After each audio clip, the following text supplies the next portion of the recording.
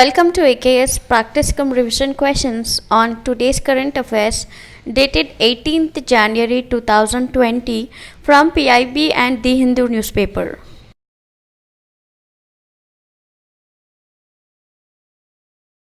First question, Manas National Park. Consider the following regarding the Manas National Park. Right. Option A, it is contiguous with the Royal Manas Park of Nepal. Option B, it is present at the combination of sub-Himalayan Babar as well as Terai formations. Option C, it is located at the foothills of eastern Himalayas. Right. So here option A is wrong because it is in contiguous with not the Royal Manas Park of Nepal, but it is Royal Manas Park of Bhutan. B option, it is correct. Remember, we all know what is Babar and Terai region. Terai is when the river reappears, whereas in Babar, because of the big boulders, it disappears, right? So this present national park is in combination where you can see this both kind of formation here. Option C is also correct. Obviously, it is located at the foothills of eastern Himalayas. So here answer is B and C, that is 2. Second question, consider the following regarding the census 2021. Right. Option A says it is going to be the first digital census. Option B, there will be an inclusion of third gender. Option C, the government is going to consider enumeration based on the list of OBCs which are notified by each state. Right. So in this context, all the three options are correct. This is the first time they are going to store all the census in the digital format, and option B is also correct because inclusion of third gender, earlier they used to write male, female as well as like others. Now they are going to mention it as the third gender. Option C is particularly important because last time when they were doing the social caste census, there were more than 100 more castes the people have told. So because this kind of obligance is coming, this time they have said that only whatever the state governments say, give the list about the OBCs which are notified in each state, only that type of enumeration is going to take place, right? So in this context, the answer is 4, that is all. Third question, Apna Urea Sona Ugle. Which are the correct objectives regarding this, right? So here the caption itself is saying Apna Urea. That means that something it is they are going to produce in the India, and Sona Ugle here means production like gold. They are referring it to the agriculture which will blossom like a gold once we start manufacturing our own urea. So in this context, option A says to make countries self-reliant, and option B says not only that, but they are also going to revive the sick urea plants. This particular statement was given by the Union Minister of Chemicals and Fertilizers when he was launching this program called as Apna Urea Sona Ugle brand of Hindustan Urvarak and Rasayan Limited on the occasion, right? So here the main objective is to make the country self-reliant in urea, and government has approved in 2016 about revival of 3 sick urea plants which were located in Gorakhpur, Sindri and Barauni, and the task of revival of these 3 units has been undertaken by HURL, right? In the before also the Prime Minister has directed for the revival of 5 major sick or shut down fertilizer plants, 3 of which they have revived, they were taken up by HURL. The other 2 being Ramagundam, which is present in the Telangana region, and 5th one Talcher. All these were sick units where they want to revive and they want to develop a self-reliant urea production in India. Fourth question, National Youth Parliamentary Scheme, it is run by which of the following ministries? Option 1, Ministry of Parliamentary Affairs.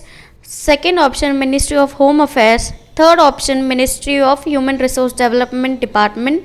and option 4 says none. So here there is a Q again. It is the parliamentary scheme. So obviously it is done by Ministry of Parliamentary Affairs, right? But this time, in order to commemorate the 70 years of Constitution, first time Ministry of Parliament as well as Ministry of Home Affairs have collaborated in order to commemorate the 70 years of Constitution. So for the first time they are going to hold an online youth parliament program, right?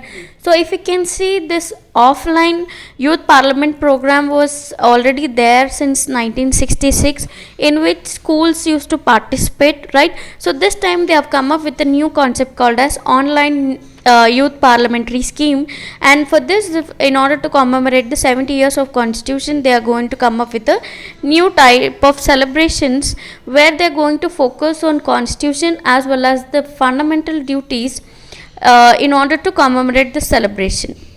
Fifth question, consider the following regarding the cellular jail of Andaman and Nicobar Islands. Option A, it served as a prison for political prisoners during the British period. Option B, this prison is in use aftermath of the Sipai Mutiny which happened in 1857. Right, the option 1 only A, option 2 only B, option C both, and the fourth is none. Here the option is 3, that is both are correct. This particular cellular jail, it is also called as Kalapani, right? It was a colonial prison in the Andaman and Nicobar Islands.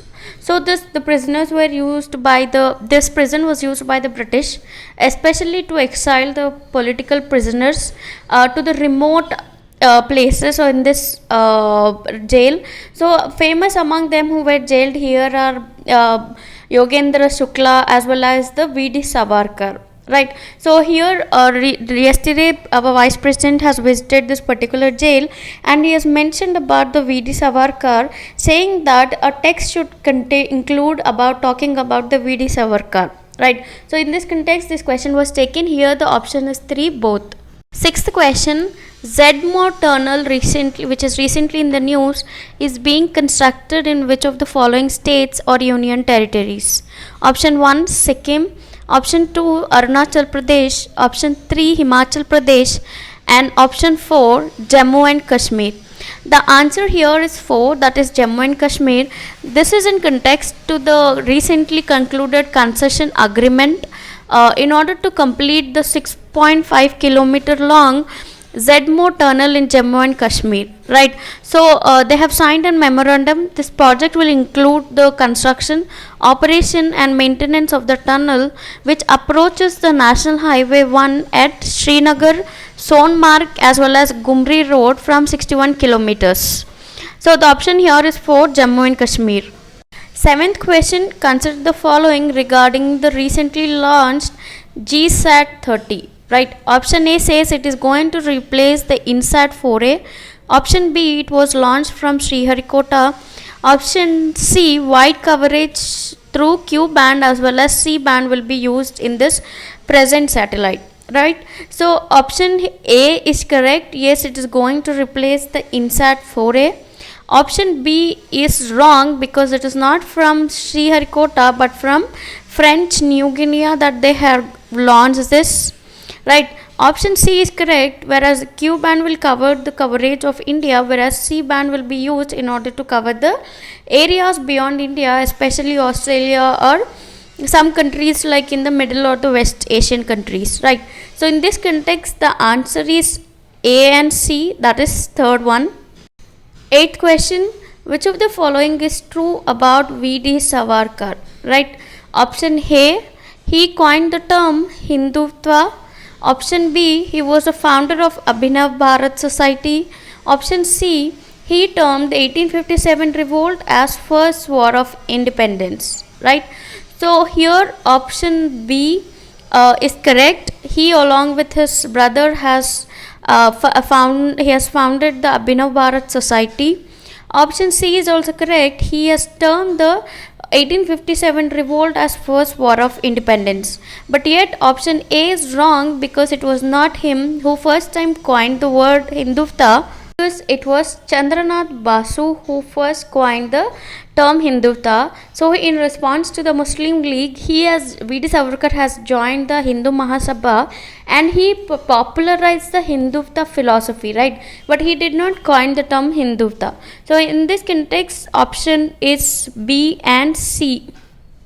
Ninth question, which of the following are not true about the Janskar River, right? This is in context to the recently stranded tourists. Then the IAF have to conduct a separate operation in order to evacuate all the tourists who have gone to visit the Janskar River, right? Option A says it is a north flowing tributary of Indus. Option B, Marka and Doda are all its tributaries. Option C, it flows through Srinagar, right? So in this context, if you can see, option A is correct. It is a really north flowing tributary of Indus. Option B is also correct. Marka and Doda are its tributaries. Option C is wrong because it does not flow through Srinagar, but it flows to the Ladakh region. So in this context, only C is wrong. Here the options are actually given wrong. So here it should have been third option, only C. 10th question, which of the following does not belong to the biosphere reserves set up so far, right? So this is a previous year UPSC question. So do not talk about what is wrong in that. I hope if you all can find out what is the mistake here, then that will be good, right? The year this particular question was asked, it was till that time Gulf of Kutch was not included in the biosphere reserves, right? But in 2008 this particular thing was again included into the list of biosphere reserves. So that is the reason why the option here given are all wrong, right?